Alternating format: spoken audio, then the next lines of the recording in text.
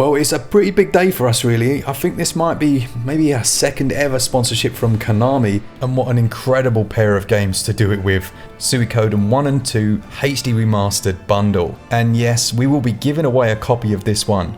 All you need to do is, while you're watching the video, let us know what it is you love about these remasters, or indeed the original releases.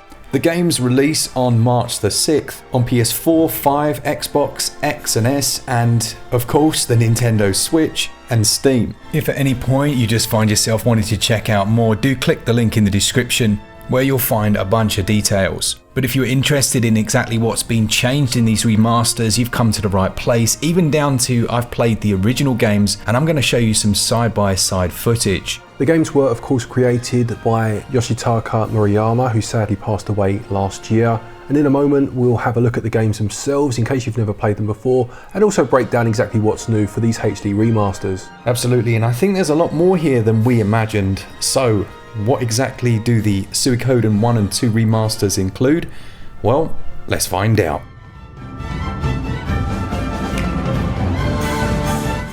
Let's start with a bit of background information about the Suikoden series then. It originated in 1995 when the first game released in Japan. That game saw a release in North America in 96 and came to PAL regions in 1997. As we mentioned, they were created by Yoshitaka Murayama, and the games are loosely based on the Chinese novel Water Margin from the Ming Dynasty era. In that story, Water Margin, it follows a group of 108 outlaws who rebel against a corrupt government. Essentially here you take on the role of a nobleman who has to fight back after being betrayed by the Empire and ends up leading a rebellion. Suikoden II released in 1998 in Japan and again had a staggered release across regions, coming out in 1999 in North America and 2000 in the PAL regions. Both games released on the original PlayStation, both also saw a release on Windows, and the first game had a release on the Sega Saturn II. For those who never played the series, you may hear some similarities to the 100 Heroes game, Eiyuden Chronicles 100 Heroes, that I reviewed on the channel, and that's because that is a spiritual sequel to these two titles, even down to the gameplay setup and some of the mechanics. Let's move on to the gameplay of these games then, and at a first glance they are very traditional in terms of being JRPGs. You'll control your character moving from town to town, talking to non-playable characters, moving across a world map, and it does involve turn-based battles. Yeah, the turn-based combat sees you fighting with up to 108 different stars of destiny that you'll recruit, and that's where things shifted quite heavily from what had come before, in that there are also large-scale army battles and duels. Another aspect that was reflected in the 100 Heroes game. There's a base building element that comes much later, as well as multiple endings depending on who you recruit throughout the game. Now, we briefly mentioned the turn-based combat, but it's not quite as simple as some JRPGs. There's essentially a line-based system, with battle formations being tied to different classes, so S-range characters are unable to attack from the back, while M-range can, and there are different ways of lining up your players to be most effective. There are also other battles named duels, which consist of fights between two characters. Here you'll either choose to attack, defend, or use a special attack, and the damage will be calculated according to the advantage or disadvantage of both characters' actions. Yeah, that's a nice system, isn't it? I like that.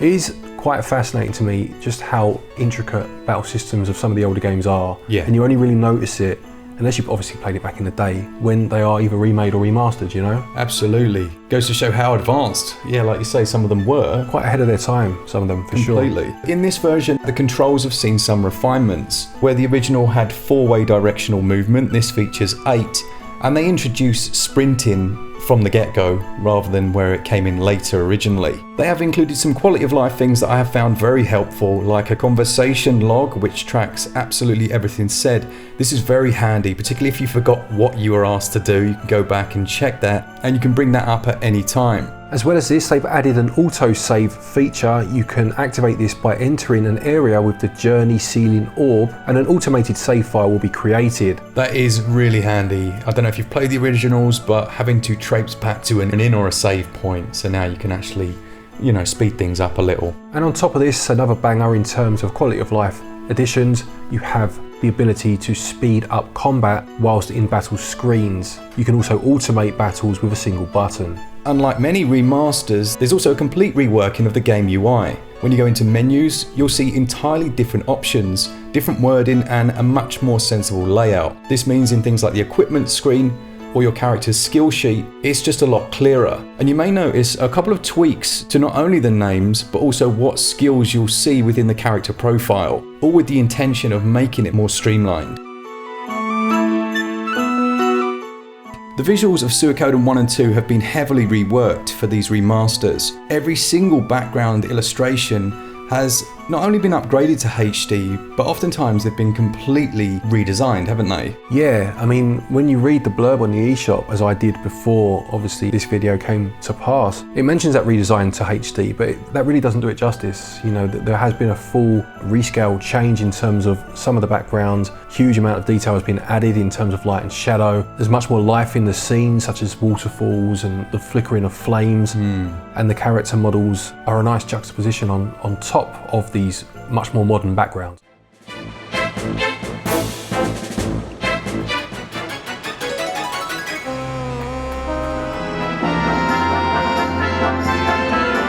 As well as this, you've got the character portraits that have been redrawn, I guess is the best way. They are that hand-drawn graphic style, aren't they? Yeah, I mean, obviously the original game was in 32-bit, so those pixel portraits, it was quite subtle pixel art. It almost looked hand-drawn, but this time they've obviously completely redesigned those while staying faithful to the originals. Glenn mentioned light and shadows. It's actually using a lot of 3D lighting effects, and side by side, they are much more akin to remake. Yeah, I think there's quite a broad spectrum when it comes to remasters, and in the case of these games, they certainly sit right atop that spectrum, to the point where, as Mark just mentioned, they almost push within the next bracket being a remake. These Nintendo Switch versions are running at 30 frames per second. That's probably due to some of the heavier lighting and shadow effects. A big part of any JRPG is its sound and music.